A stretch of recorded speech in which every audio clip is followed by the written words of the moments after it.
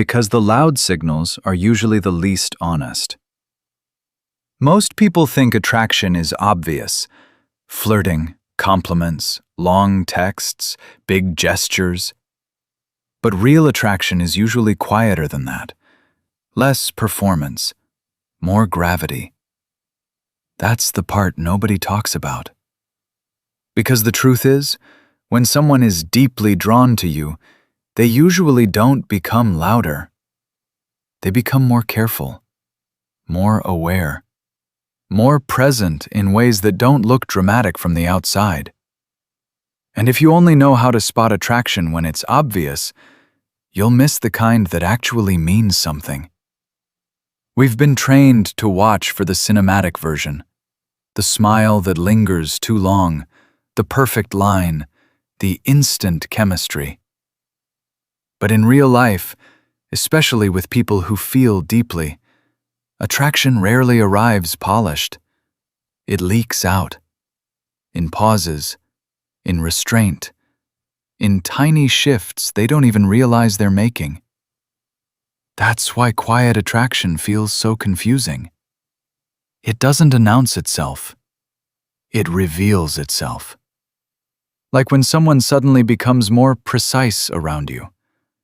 They remember small details you barely emphasized, not because they're trying to impress you, because their mind tagged you as important without asking permission. Or when their body seems split between moving closer and holding back. They angle toward you, then correct themselves. They maintain eye contact, then break it a second too fast. They seem calm, but not fully relaxed. That's not disinterest. Sometimes that's internal noise. Attraction creates self-consciousness before it creates confidence. And that's the first thing people get wrong. They assume comfort equals attraction. Sometimes it does, but sometimes comfort just means indifference. Real attraction can make people slightly awkward, slightly sharper, slightly off balance. Not because they don't like you, because they do, and now they care how they're being perceived. You can see it in the way they listen. Not polite listening, not waiting for their turn. Real listening. The kind where your offhand comment comes back 3 days later. The kind where they notice your tone changing before your words do. The kind where they respond to what you meant, not just what you said. That's rare. And it matters more than flirting. Because attraction isn't just wanting your attention. It's being affected by your presence. That's the signal. When someone is quietly attracted to you, your presence changes their behavior in subtle ways. Their timing shifts. Their focus sharpens. Their energy reorganizes itself around you. They may not text all day, but when they do text, it lands with intention. They may not shower you with compliments, but when they notice something, it's specific, almost too specific, a detail most people would never catch. They may not chase, but they keep finding reasons to stay connected. A question that didn't need to be asked, a message that could have waited but didn't, a moment of attention that feels strangely deliberate. Quiet attraction doesn't beg to be seen. It just keeps showing up. And there's another sign almost nobody notices. Protectiveness. Not possessiveness, not control. Something much quieter. When someone is drawn to you in a real way, they become attentive to your experience. They notice when the energy around you shifts. They notice when you go quiet. They notice what drains you. They start making small adjustments without announcing them. They check the room when you look uncomfortable. They soften their tone when you seem tired. They give you space without disappearing. That's not always romance, but when it is, it's one of the most honest signals there is. Because it isn't about being chosen, it's about wanting to care well. And that's what loud attraction often misses. Loud attraction wants to be felt. Quiet attraction wants to understand. There's a huge difference. One performs interest, the other studies you. Not in a creepy way, in a careful way. They start learning your patterns, what makes you light up, what makes you pull back. When you're joking, when you're deflecting, when you say, "I'm fine," and clearly means something else. That level of attention is never random.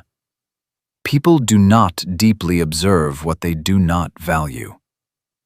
And still, this is where most people sabotage themselves. They keep looking for proof in the wrong places. They ask, are they texting enough? Are they saying enough? Are they making it obvious enough? But quiet attraction doesn't always feel obvious in the beginning, especially if the person is emotionally disciplined, especially if they've been hurt before, especially if they don't trust fast feelings. Some people don't express desire by escalating. They express it by staying consistent when it would be easier not to. That's a bigger signal than chemistry, because chemistry is easy. Anyone can feel a spark. Not everyone can hold attention over time. Not everyone keeps showing up with the same steadiness once the novelty fades. Quiet attraction often hides inside that steadiness. It doesn't explode. It accumulates. And here's where it gets even more interesting. Sometimes, the clearest sign of attraction is inhibition. They type and delete. They almost say something, then pivot. They want to know more, but don't want to seem too interested. They reach out, then keep it casual. Why? Because when attraction is real, exposure feels risky. People become strategic around what matters to them. Not fake, just careful. They don't want to break the atmosphere. They don't want to reveal too much too soon. They don't want to be misread. So the feeling comes out sideways. In the extra second before they leave. In the way they glance at you when you're not looking. In how quickly they notice a change in your mood. In how different they are with you compared to everyone else. That last one matters. Forget universal signs. Watch contrast. How are they with other people? Loose but measured with you? Chatty with everyone but strangely thoughtful with you? Confident with the room, then slightly unsettled in your presence? Attraction is often less about what they do in general and more about what changes when you enter. That's the pattern to watch. Not intensity. Difference. And now the part most people never hear. The strongest quiet attraction signal is not nervousness, not eye contact, not even consistency. It's investment without immediate reward. When someone likes you in a real way, they often start contributing to your world before they know where they stand in it. They help. They remember. They follow through. They make your life slightly easier, slightly lighter, slightly better. No spotlight, no invoice, no performance. That's when it becomes real. Because surface-level attraction seeks reaction. Deeper attraction offers value. It says without saying it, "Your experience matters to me," and that is infinitely harder to fake. Anyone can flirt when they want attention. Not everyone can care with restraint. Not everyone can stay attuned without trying to own the moment. Not everyone can be subtle and sincere at the same time. So if you want the insider truth, here it is. Stop asking whether someone is creating excitement. Start asking whether they are creating safety, attention, and continuity. Excitement can be manufactured. Attention can be strategic. But continuity is revealing. Who keeps returning? Who keeps noticing? Who keeps adjusting? Who keeps making space for you in small, steady ways? That's where the answer usually is. Quiet attraction is not the flashiest kind. It won't always flatter your ego. It may even feel easy to overlook. But it's often the most real, because it comes from beneath performance, beneath image, beneath the need to be impressive. It comes from genuine impact. And when someone is genuinely impacted by you, they don't always know how to say it. So they show it softly, in presence, in memory, in restraint, in care.